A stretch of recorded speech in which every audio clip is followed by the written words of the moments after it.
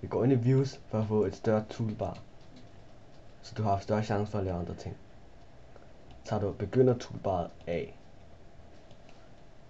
så går du også ind i toolbars og går ind i views for at se vinklerne fra husene.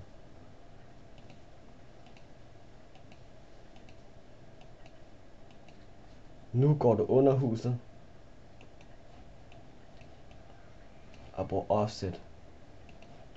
Den gør, at der er lige meget afstand for alle væggene, som er bedre end firkanten i den her tilfælde. Så tager du en rigtig vinkel, så du er sikker på, at du kan presse den helt op. Tager du push pull, og vær sikker på, at der er plads nok, så du kan presse den helt igennem. Se, man kan også presse den for langt igennem, og så bliver den noget rød. Vær sikker på, at du ikke kommer igennem taget, og den er lige præcis nok, så du også kan lave døren og vinduerne. Så går du tilbage op og laver en dør med firkanten. Bruger du push pull og presser den igennem, og vær sikker på, at du presser den helt igennem, så det bliver sådan noget. Sådan. For lave vinduer er det næsten det samme.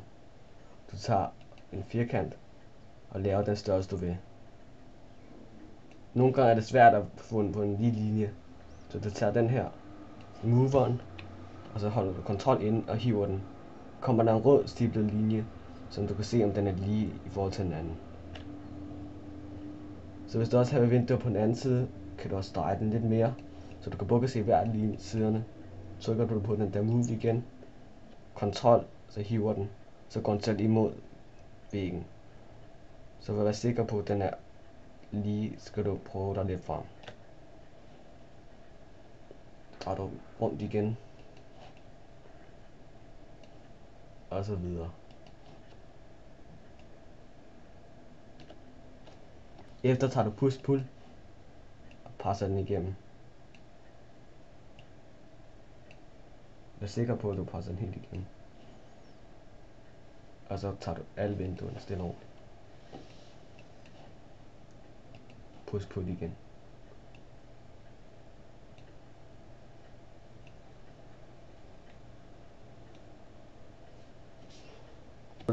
Husk, når du laver fejl, at du godt skal bruge Ctrl-Z for at komme tilbage.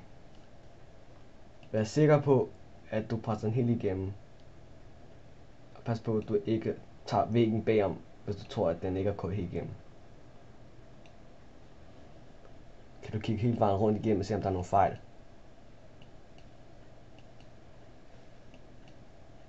Og lige nu er der ikke nogen rigtig fejl indtil videre. Her er den færdige hus. Du kan se for længere afstand, så du kan se forskellen mellem mennesket og huset. Kig hele vejen rundt om. Ovenover. Kig om der er nogle fejl, som du måske skal rette. Nede viskeleder, sådan små fejl.